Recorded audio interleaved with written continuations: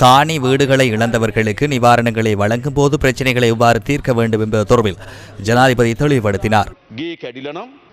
வீட்டின் உட்பகுதி மூழ்கினால் வழங்குவதா, வீட்டின் அறை மூழ்கினால் வழங்குவதா? அவ்வாறு செய்ய முடியாது. என்ன செய்ய வேண்டும்? நாங்கள் கூறுகின்ற அனைவருக்கும் 25,000 ரூபாய் வழங்க வேண்டும். உரிமை உள்ளது. அந்த 50,000 ரூபாவில் நிபந்தனை உள்ளது. வீடு உடைந்துள்ளதென்றால், வீட்டு பொருட்களுக்கு சேதம் ஏற்பட்டுள்ளதென்றால் அந்த குடும்பங்கள் அனைத்துக்கும் 50,000 ரூபாய் பெற்றுக் கொடுப்போம். கொள்கையின் அடிப்படையில் அதனை நாம் வழங்குகின்றோம். முழுமையாக 6,228 வீடுகள் சேதமடைந்துள்ளன.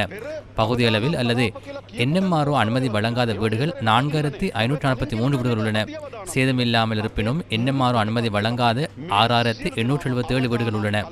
மொத்தமாக 17,648 வீடுகள் உள்ளன. இதற்கு மேலதிகமாக இதற்கு பின்னர் ஆபத்துள்ள வலயத்தில் சில வீடுகள் உள்ளன. இருப்பினும் இந்த முறை அதில் மண் சரிவு இடம்பெறவில்லை. முன்னர் இது மிகவும் ஆபத்தான பகுதி என இருந்தது. இவர்கள் அனைவரையும் ஆபத்தான வலயத்திலிருந்து பாதுகாப்பான வலயத்துக்கு குடியமரச் செய்வதே எமது கொள்கையாகும். மண் சரிவு ஏற்பட்ட இடங்களில் நான் கூறிய 3 விடயங்களில் 17,648 குடும்பங்களுக்கு இந்த 50,000 ரூபாவினை பெற்றுக் கொடுப்போம். 85 பில்லியன் அதற்காக தேவைப்படும்.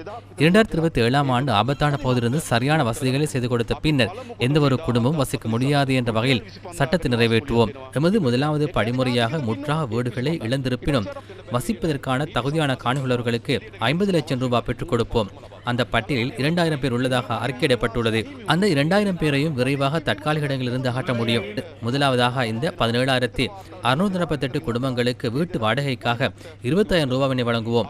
அவர்களது உறவுகள் வீட்டில் இருந்தாலும் இந்த 25,000 ரூபாவினை வழங்குவோம். அதன் பின்னர் 3 மாதங்களுக்கு கொடுப்பனவாக 50,000 ரூபாய் வழங்குவோம். விவசாயம் தொடர்பிலான நிவாரணம் தொடர்பிலும் ஜனாதிபதி தெளிவுபடுத்தினார். நெல், சோளம், கச்சான் மற்றும் தானி வகைகள் விதைத்திருந்தால் ஒரு ஹெக்டேருக்கு 1,50,000 ரூபாய் கொடுப்பனை வழங்க தீர்மானித்துள்ளோம். முன்னர் ஒரு ஹெக்டேருக்கு 40,000 ரூபாய் வழங்கினர். மரக்கறி, வாழைப்பழம், மிளகாய், வெங்காயம், பப்பாசி ஆகியவற்றை உள்ளடக்கி ஹெக்டேருக்கு 2 லட்சம் ரூபாய் வழங்க நாங்கள் எதிர்பார்க்கின்றோம். அதற்கு மேலதிகமாக மிளகுக்கு தேவையான நட்டீட்டை வழங்குவோம். கோப்பி பயிருக்கும் நட்டீடு வழங்க தீர்மானித்துள்ளோம். மாடுகள் மற்றும் கோழிகளுக்காகவும் நட்டீடுகளை வழங்குவோம். மீன்பிடி துறைக்கான நிவாரணம் தொடர்பிலும் ஜனாதிபதி கருத்து தெரிவித்தார்.